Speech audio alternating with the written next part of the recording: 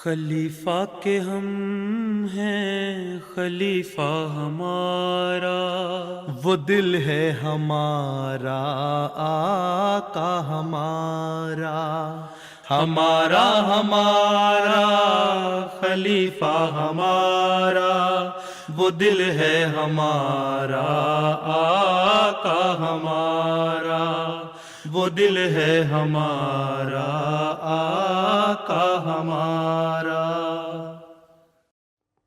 Assalamu alaikum and welcome to a special edition of This Week with Huzoor. We are honored to present highlights from the National Peace Symposium 2023, which also saw the inauguration of the new administrative block at the Baitul Futuh Mosque complex. In addition to delivering the keynote speech, Hadhrat Khalifatul Masih V held meetings with various dignitaries. On Sunday, the 5th of March, beloved Huzoor also held meetings with several international delegations who had travelled to attend the Peace Symposium. Here are our highlights from last weekend.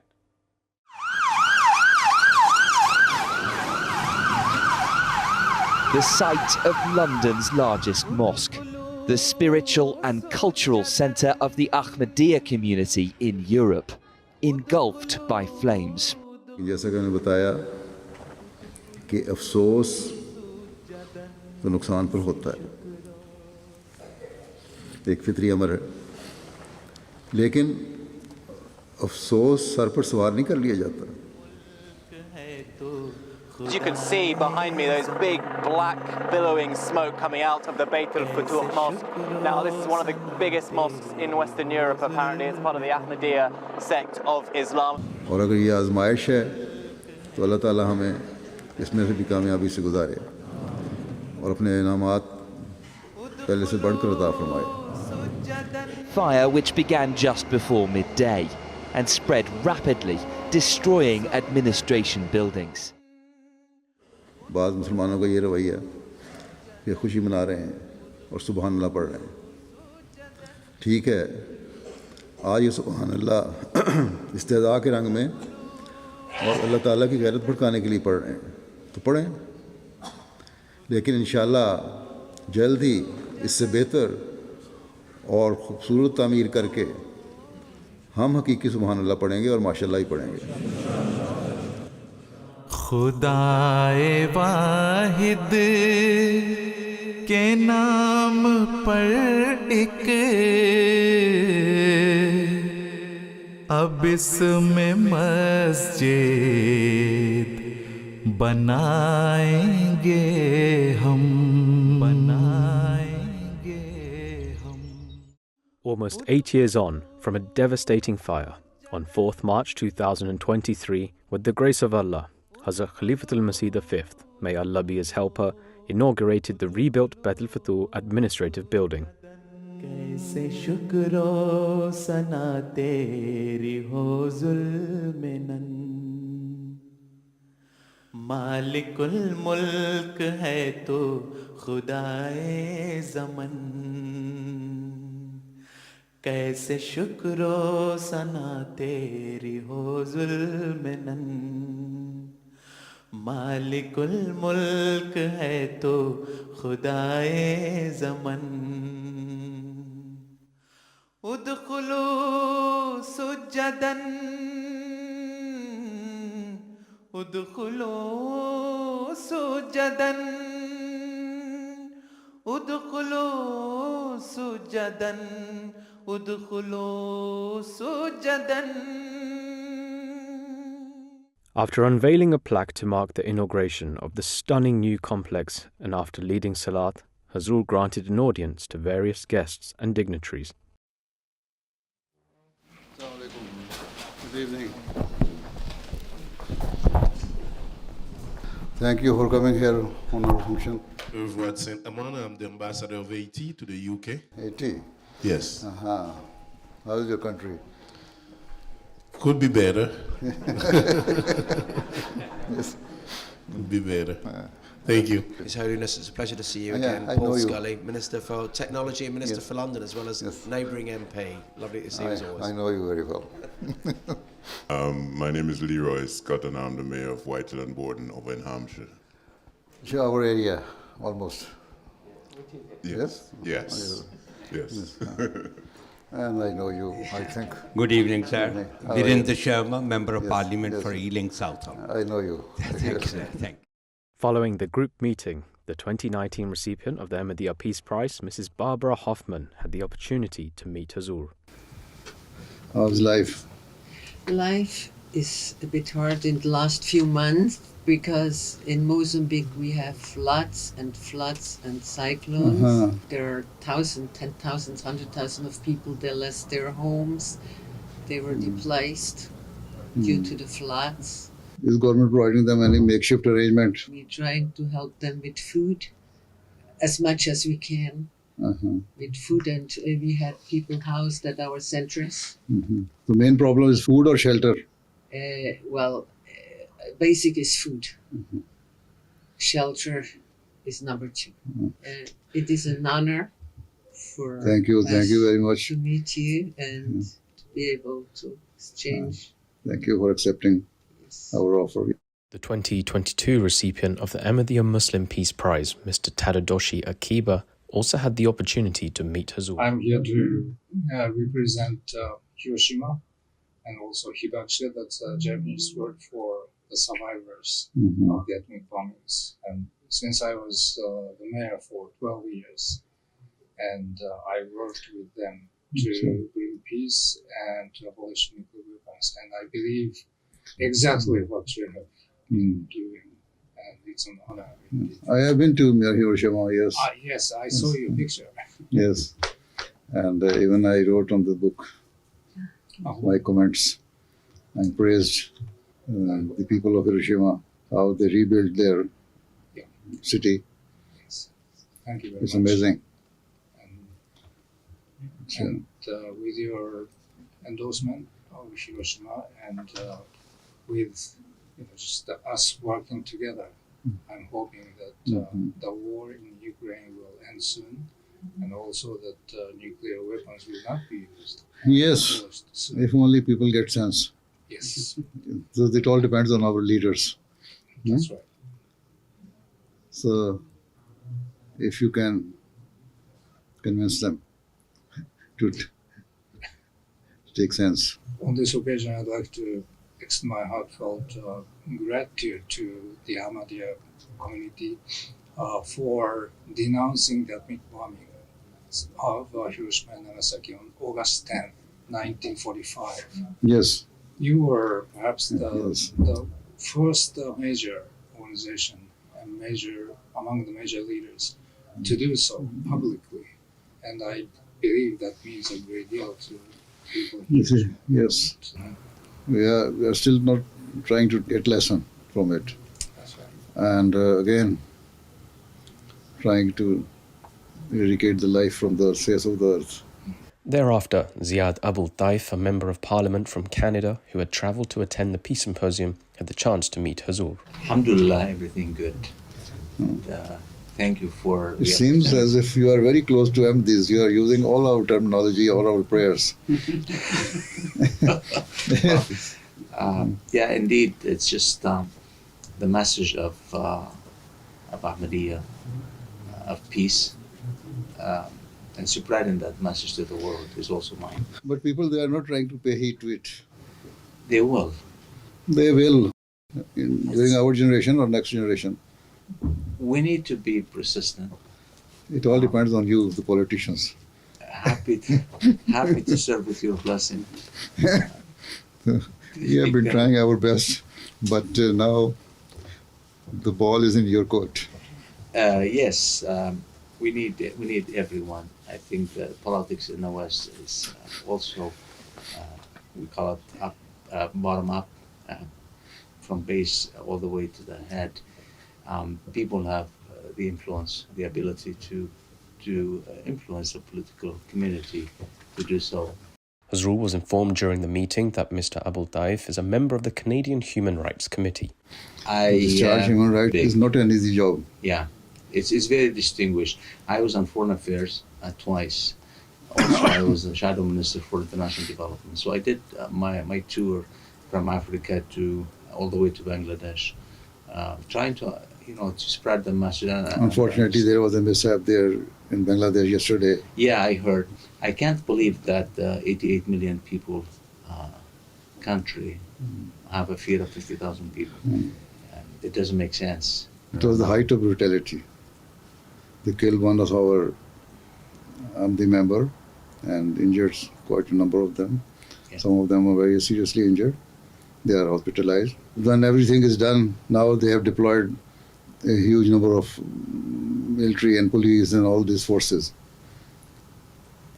What is the use of that now? It's They simple. burned quite a number of our houses. Simple to have the fear of 50,000 people. There's something fundamental there in the mentality and the way they are approaching human rights and people's. No, their police did take action, but it was a delayed action. Had they been taken 2 hours earlier, it would not have happened. Just after 7 p.m., the formal reception marking the inauguration of the mosque and the National Peace Symposium commenced in the hall, attended by hundreds of guests from dozens of countries. Following tilawat and speeches by dignitaries, Huzoor presented the Ahmadiyya Muslim Peace Prize for the advancement of peace. The 2019 recipient was Barbara Hoffman, founder of ASEM, a charity that helps children orphaned by wars. The 2022 recipient was Dr. Tadadoshi Akiba from Japan for his efforts to advance practical proposals for nuclear disarmament. You were one of the first in the world to recognize and protest nuclear weapons in humanity and evilness back on August 10th, 1945. The second caliph declared on that day that it is our religious and moral duty to proclaim to the whole world that we do not consider lawful such bloodshed. Belatedly, the world finally came to the same conclusion when the Treaty on the Prevention of Nuclear Weapons, TPNW, took legal effect on January 22, 2021. Words of your holiness give us direction. Regardless of its effect, we shall never give up our efforts to promote peace and justice, certainly. During the keynote address, Huzoor highlighted the true purpose of mosques. It is essential to note that Muslims are commanded to build their mosques in the direction of the Holy Kaaba, the sacred house of Mecca, and to worship towards it. Yet, it is not enough to merely turn one's physical direction towards the Holy Kaaba.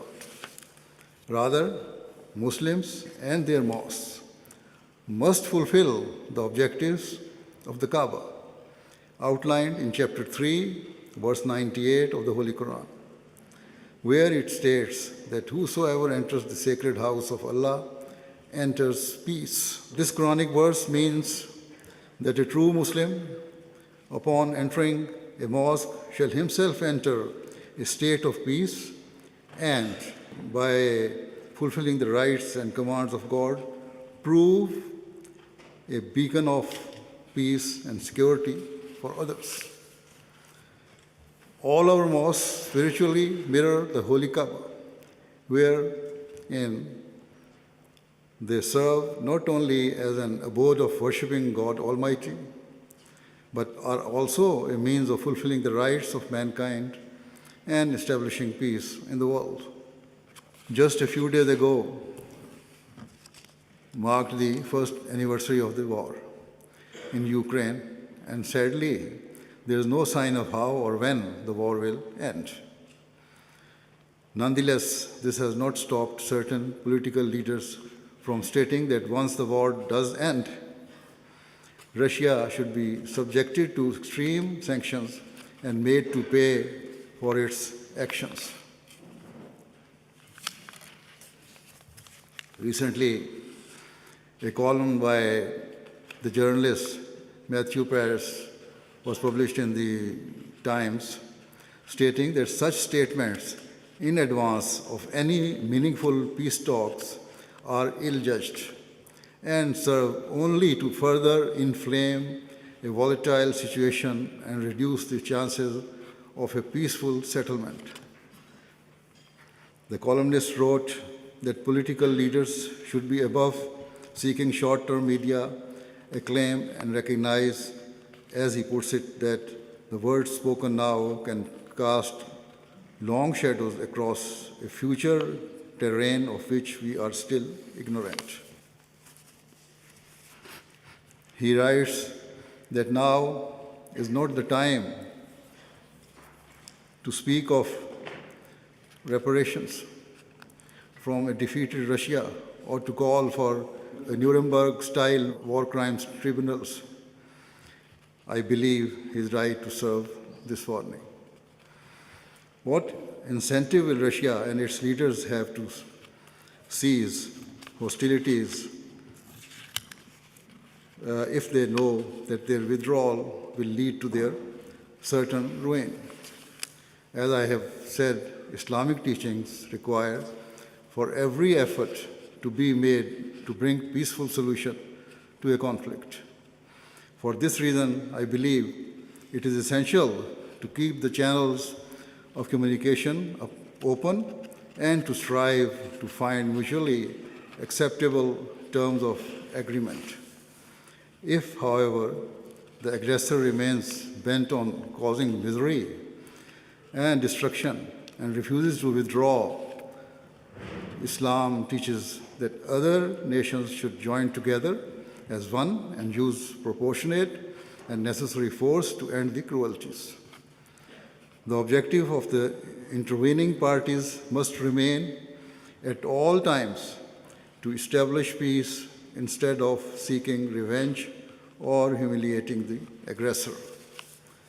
Nor should the underlying intention ever be to line one's pockets or to exploit the conflict to advance Western interests.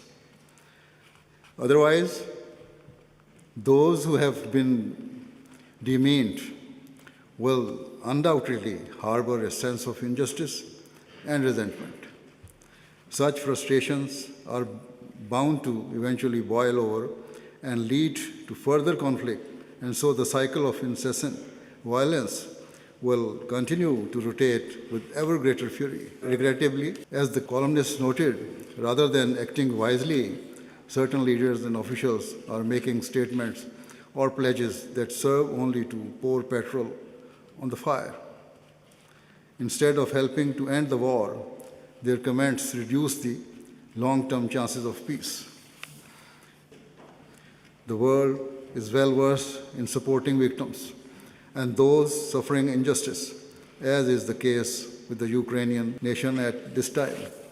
Yet, it may surprise you to hear that Islam teaches Muslims to help not only the victim of the persecuted, but also the perpetrator and oppressor. Of course, this does not mean you provide the aggressor with the means of freedom to inflict further cruelties. Rather, to help an aggressor means to stop them from committing further brutalities and injustice. Whatever wrongs are being committed by the Russian state, we must keep in mind the broader picture that if the war is not brought to an end, it will lead to a deepening global crisis with potentially catastrophic results. Opposing blocs will become further entrenched. Hatreds will become even more deeply rooted, increasing the likelihood of a world war. Hence, as they continue to support Ukraine as it defends itself, world powers should also be making every possible effort to end the war through peace talks and good faith negotiations. Otherwise, I fear the war will spread beyond Europe and eastwards towards Asia, and who knows where it will stop. I think the Peace Symposium was very impressive, especially what His Holiness said about the war in Ukraine, about the relation to the Quran, the Holy Quran, and what governments should do and should not do. So helping the country that was attacked, Ukraine, yes, but not in such a way that it will only fuel the conflict. And that now is not the time to talk about reparations and other aspects, sanctions after the war. Now is not the time. I think those were wise words. Words from His Holiness, which are very spot on, emphasising the need for governments, for societies, for people to have the focus on peace. And it was interesting and refreshing that he is not a politician, he's a religious leader. He didn't hold back in his comments. He was very clear and quite blunt about, the need for countries to have peace, and, for example, in the future, not have the Ukraine and Russia one side trying to get back on the other, and for countries to have proportionate force in the support that they provide for the Ukraine. It was a really important message. What I found quite impressive was that he was able to talk about stuff that was somewhat unorthodox and outside of the Overton window, but still very much true and important. So when it comes to NATO's encroachment on Europe and how he gave a context and a backstory behind the Russian war that a lot of people a lot of politicians, a lot of people elected like myself, a lot of journalists would be somewhat fearful of talking about. And he being a holy figure doesn't have those same concerns or limitations or fears that others would. And he brought it up in the right context as well, without trying to excuse Russia's aggression. It was a really quite cool speech, giving a really an encompassing perspective of the whole situation. That's important. His Holiness spoke very movingly about particularly the war in Russia and Ukraine. I think I was struck by the admirable mercy that he showed for the Russians as well as the Ukrainians. I think it can be very easy to demonize one group and to create an artificial polarization when it comes to war, but he spoke with kindness and about moderating our defense of ourselves to purely defensive actions. His Holiness just gave an amazing speech, which is very much into the Muslim faith, but also for non-Muslim people.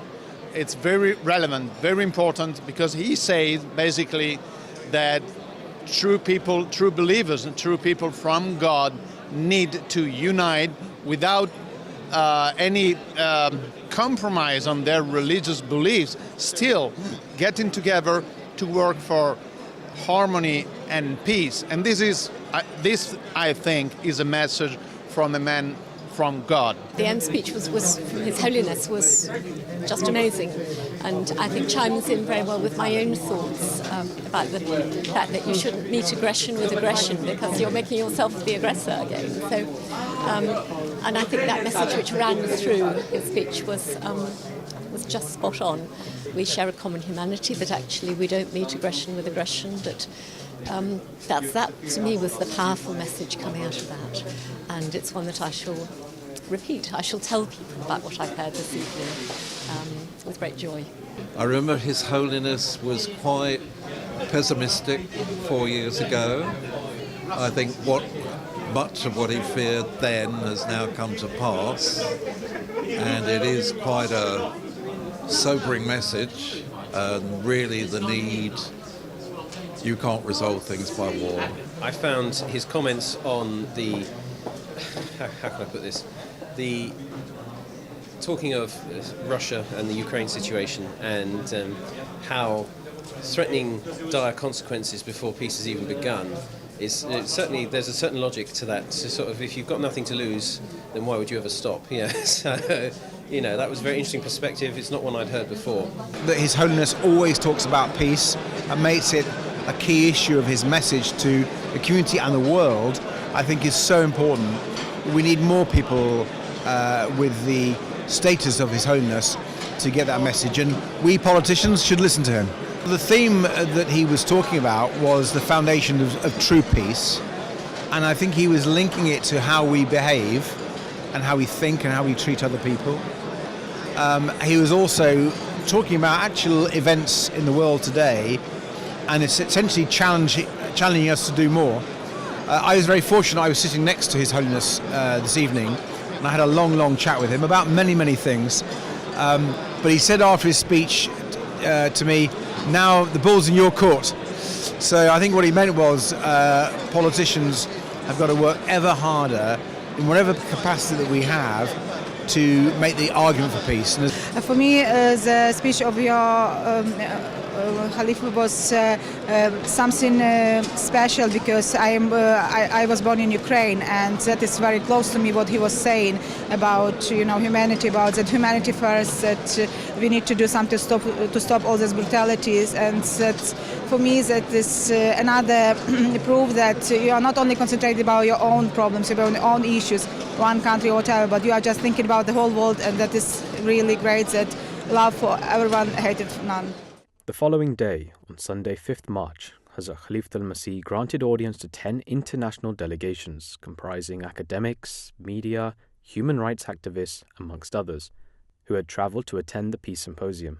Those fortunate to meet Huzoor included a delegation from the International Religions for Peace organization, as well as delegations from Belgium, Italy, Portugal, Spain, France, Norway, Holland, Greece, and Switzerland. I've been very touched by his speech yesterday, namely when he told us about the importance of feeling compassion, not just toward victims, but also towards perpetrators. I think this is a very strong and challenging message that can be very helpful to build a culture of peace all over the world. It's not so usual to see to listen, to hear this kind of message. And I think we felt that His Holiness speaks from his heart. He speaks about something that he lives deep inside himself.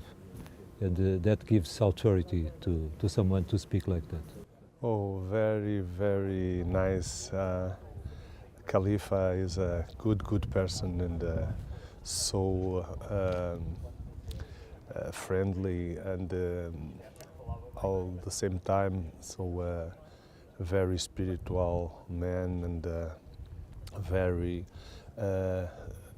have a good knowledge of the problems of the world. The discussion for last night and his speech was so important, and I hope that the press will speak about that, about his feeling about the war, and we see that even if he is a religious leader, but he knows about the world and the real fact in the world, and he gave not only religious solution.